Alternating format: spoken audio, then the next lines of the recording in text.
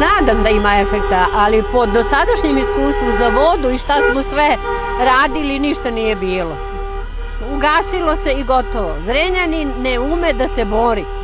Treba da učimo od Valjeva, od Užica, od Niša. Mi smo lale i tu smo gde smo. Ali kažu kad lalama prekipi, onda je gotovo. Pa nama je davno prekipelo, ali nije što gotovo. Ne znam, ali se nadam, zato i dolazim.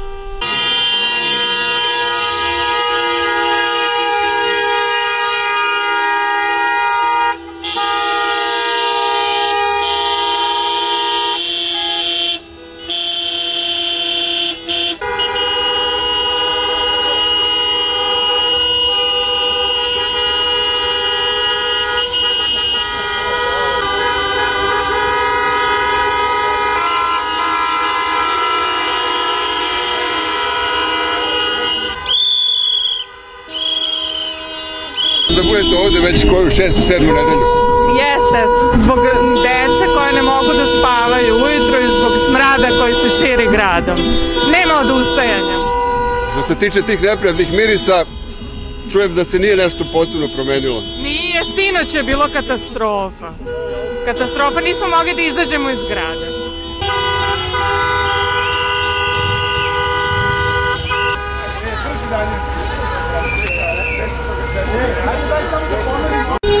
Smeta smrad, stvarno, na drugom kraju grada živim, ne osetim toliko, ali pošto sam često na bazenu i treniram, kad dođem, znači ovo je nesnosno, znači stvarno mora nešto da se uradi pod hitno, ovo nisu uslovi u kojim građani Srbije, Evrope, sveta treba živjeti u 21. veku.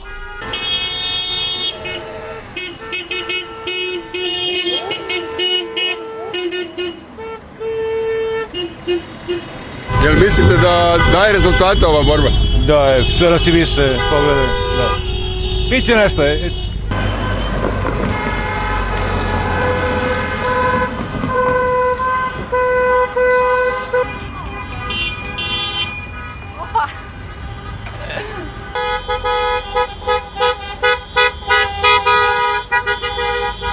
Protestujemo ovde protiv kafilerije Prekon.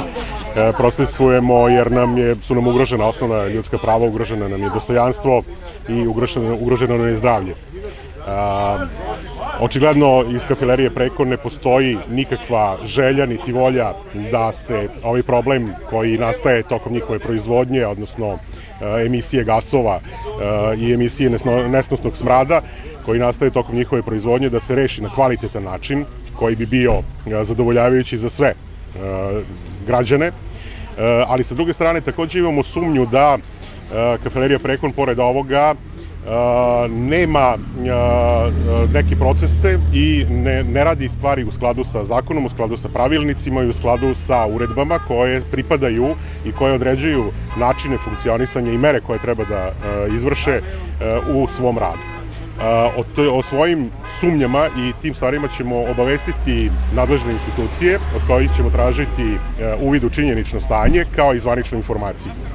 Sa druge strane, jedinice lokalne samouprave, grad, vlasti grada su deklarativno stale na stranu građana, odnosno na stranu negde nas koji protestujemo. Međutim, iste te institucije, isti ti ljudi koji su u vlasti u gradu, ni u jednom trenutku nisu formalno stupili u kontakt sa nama, nisu stupili u kontakt sa udruženjem građana, čime su potvrdili činjenično stanje da ih ne zanimaju mišljenja građana, ne zanimaju ih rešenja koje građani nude, ne zanimaju ih problemi koje građani imaju i problemi na koje ukazuju.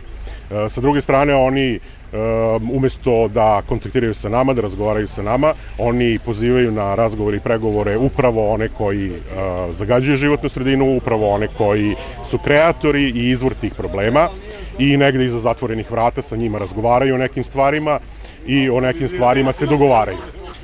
Bez, kažem, da na bilo koji način kontaktiraju formalno nas ili nas pozovu na takve sastanke.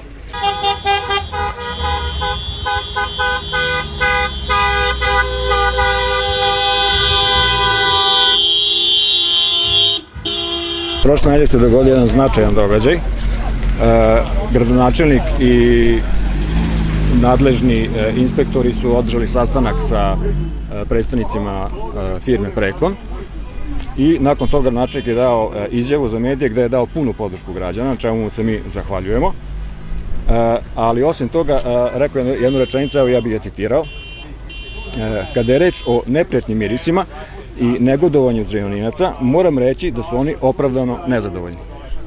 Ova rečenica za nas je od velikog značaja, ne toliko zbog same podrške, koliko zbog toga što tu rečenicu nisu demontovali ni predstavnici Prekona, a ona konkretno znači da ovi neprijatni mirisi više nisu subjektivan osjećaj, već su sada činjenično stanje sa kojima se svi slažu. To za nas predstavlja veliki korak napred. Međutim, nekoliko stvari iz ove izjave za medije nam unose blagi nemir i nepoverenje, moram reći. Znači, prva je, kada se govori o izmeštanju fabrike, kaže se da je to gotovo sigurno. Reč gotovo sigurno ne zvuči najbolje, znači ili je nešto sigurno ili nije sigurno. Druga stvar, istaknuto je da će u najkraćem roku građanima biti predstavljeno rešenje problema. Sad opet dolazimo do tog subjektivnog osjećaja, ali ovog puta ne do subjektivnog osjećaja za mirisa, nego subjektivnog osjećaja za vreme. Po meni, po mom subjektivnom osjećaju, najkraći rok je 2-3 dana. Međutim, za neko to mogu da budu i godine. Mi tražimo precizne termine, tačno kad, kako i gde. Mi smo juče u toku dana imali pritužbe građana o smradu koji se širio do samog centra grada. Neki su pozivali komunalnu inspekciju, a bilo je još 40 podnetih prijava za to juče, ali i za raniji period. Čak je jutros u nekim delovima grada opet bilo pritužbi. Dakle, emitovanje neprijatnih mirisa se nastavlja bez obzira na dogovore i bez obzira na obećanja. Mi zbog toga nastavljamo sa pritiscima na lokalnu samoupravu i na emitera ovih neprijatnih mirisa na ova, evo sada već 3 načina. Prvi je ova protestna vožnja, drugi način je podnošenje prijava komunalnoj policiji i inspektoru za zaštitu životne sredine i treći način smo započeli u toku prošle nedelje, tačnije pre 2 dana smo započeli online peticiju, a juče popodne su naši volonteri već počeli i da idu od vrata do vrata i da prikupljaju potpise, što se kaže, na papiru. Što se tiče online peticije, ona da li ima pravnu težinu ili mora na papir, što bi rekli? Što se tiče peticije, dakle, mi imamo saradnju sa Udruženjem za zaštitu ustavnosti i zakonitosti. Sva uvjeravanja da peticija ima punu pravnu težinu, iako je u online formi, da peticiju mogu da potpišu svi građani Republike Srbije, iako nemaju prebivalište u gradu Zrenjaninu. Dakle, ima ljudi koji imaju prijatelje, rođake i koji žele da podrže sve nas u našoj borbi i nema razloga da to ne urade i samim tim peticija dobija dodatnu težinu jer je negde na republičkom nivou. Dakle, sve je vrlo jednostavno.